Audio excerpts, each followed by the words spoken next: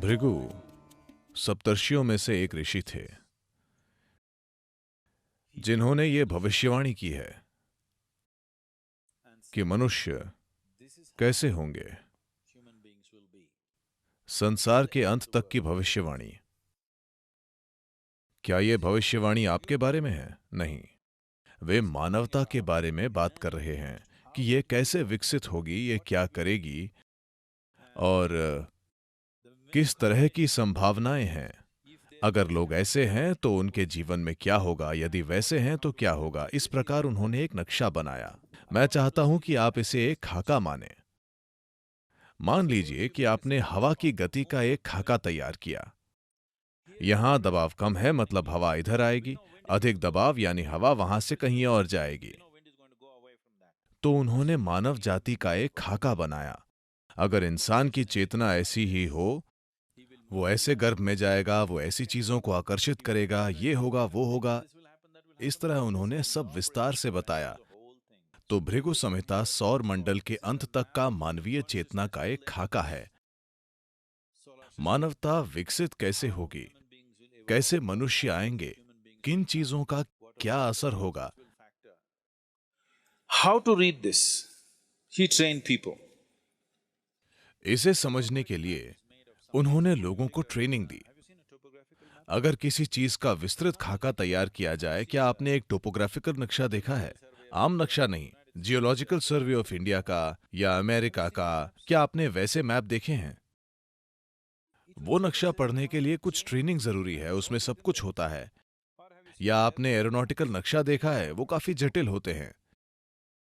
अगर आप दुनिया के एक हिस्से से दूसरे हिस्से तक हवाई यात्रा करना चाहते हैं तो उसके लिए एक एरोनॉटिकल नक्शा होता है। अगर आपको ट्रेनिंग न मिली हो, मैंने वे परीक्षाएं दी हैं और मैं पास हो चुका हूं, पर मुझे नहीं लगता कि मैं यहां से मान लीजिए साउथ अमेरिका तक सफलतापूर्वक यात्रा कर सकता हूं, क्योंकि पृथ्वी गोल है, ये घूम रही है, टाइम जोन बदल रहे हैं। ये सब नक्शे का हिस्सा है। जो इसे पढ़ना जानता है वो 2 मिनट में मैप को समझकर कोऑर्डिनेट्स लिख लेगा और उसे पता होगा कि कहां जाना है।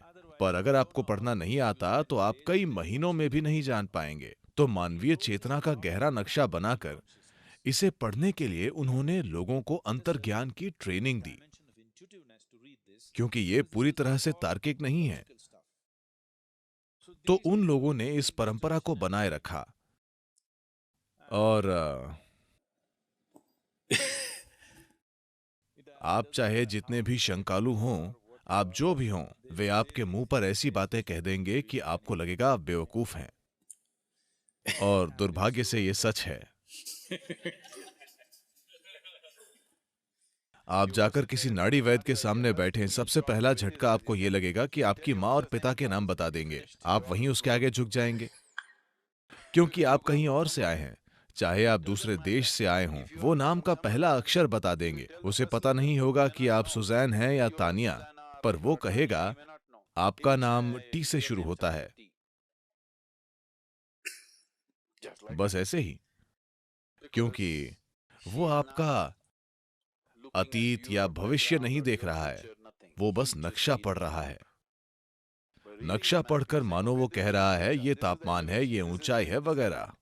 क्योंकि ये एक अंतर्ज्ञान का नक्शा है, तो नक्शा पढ़ने के लिए उसका एक विशेष स्थिति में होना जरूरी है। ये चीज हमेशा मंदिर के आसपास होनी चाहिए। वैदिस्वरण मंदिर इसीलिए बनाया गया था, और ये अक्सर वहीं होता है। अब पैसों के लिए वे हर जगह चले गए हैं। शायद वे उतने सटीक न हों, पर अभी भी कुछ लोग बिल्कुल सटीक हैं। पर अगर आप आध्यात्मिक मार्ग पर हैं और यदि वो सच्चा है, तो वो हमेशा आपका भविष्य बताने से मना कर देगा। तो अगर आप जाएं और वो आपका भविष्य बता दे, यानी आप अभी आध्यात्मिक नहीं हैं।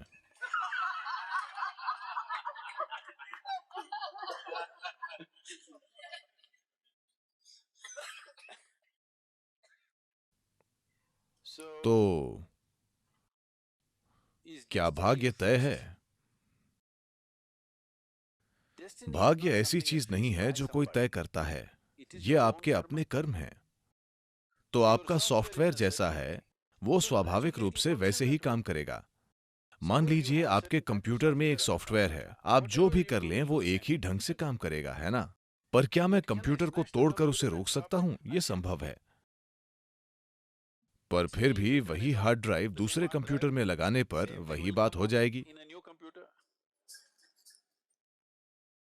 तो अगर आप चाहें तो मैं कह सकता हूं कि आप 80 की उम्र तक जिएंगे और आज आप पहाड़ से कूद जाएं, तो नया शरीर बाद में मिलेगा, पर आपका सॉफ्टवेयर वही है, इसलिए आप उन्हीं चीजों से गुजरेंगे। तो वे जीवन के उस पहलू को देखकर उसे बाहरी तौर पर समझने की कोशिश करते हैं, जो कि उनकी समझ होती है, यानी हमेशा गलती हो सकती है। जरूरी नहीं कि उनकी समझ हमेशा सही हो, पर मूल समझ यानी आप किस तरह के हैं वगैरह चीजें सही होती हैं।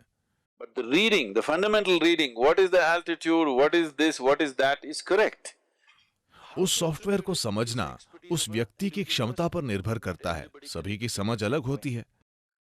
तो ये पूरा विज्ञान विकसित हुआ भृगु संहिता, पर अगर आप आध्यात्मिक मार्ग पर हैं तो वे नहीं बताएंगे, क्योंकि आपको समझा नहीं जा सकता, आप उस श्रेणी में नहीं हैं।